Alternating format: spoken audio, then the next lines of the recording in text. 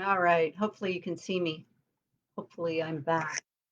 I live in South Broward County and we had a flicker. Power went out. My apologies. Anyway, I'm back. So I was talking at length about the symptoms of dementia, trying to describe the big picture of the difference between normal aging and what an aging brain looks like, maybe that is experiencing dementia. So we've talked about the confusion, we've talked about abnormal behaviors, patterns that are very disrupted, the changing sensory system information. We've talked about what our loved ones are seeing, right? The changes they may be seeing. The diagnosis of dementia is a complicated process. And it's something that medical doctors, doctors of osteopathy, those that are trained psychologists, clinical psychologists weigh in on to look at. They rule out physical problems, brain, tumors, metabolic disorders, all those things we talked about that are irreversible, are irreversible.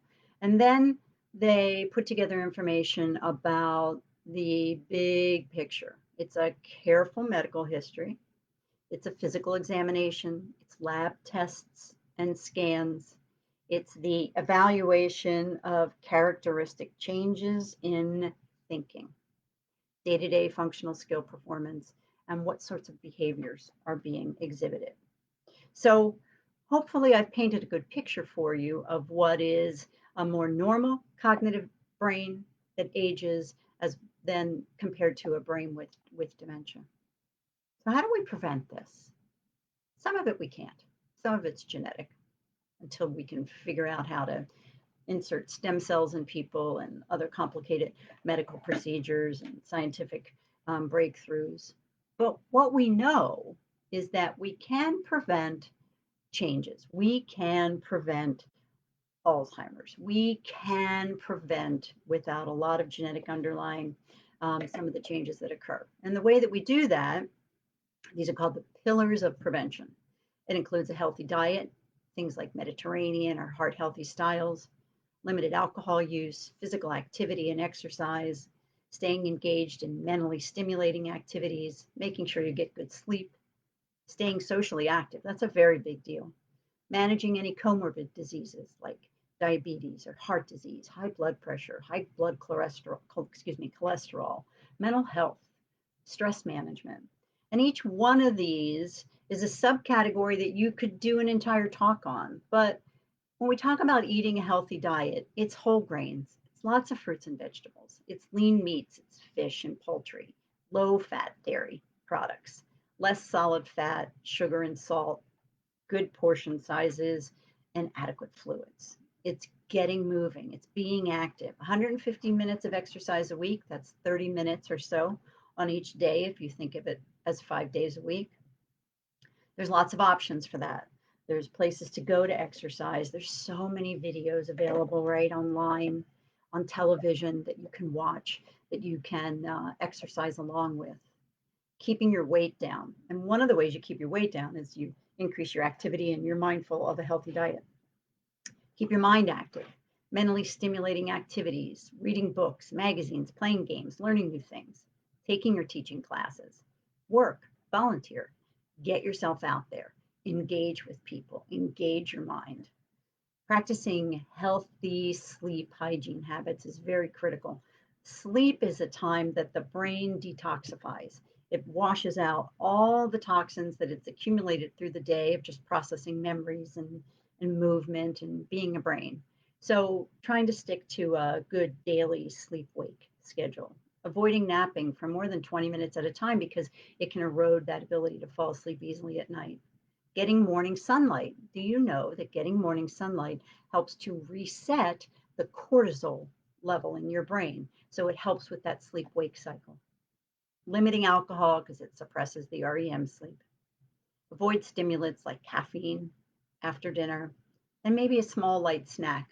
Your body really likes to have just a little bit of protein and carbohydrate, like a really small bowl of cereal.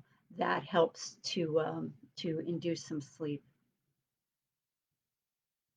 Practice stress reduction, practice breathing techniques, learn relaxation response, do some progressive muscle relaxation. Again, this is stuff that's readily available. One of my favorites is the 478 breathing technique. It's breathing in for 4 seconds, holding it for 7, and then breathing out for 8. So your breath in is half as long as your breath out. It has a soothing, calming effect on the body.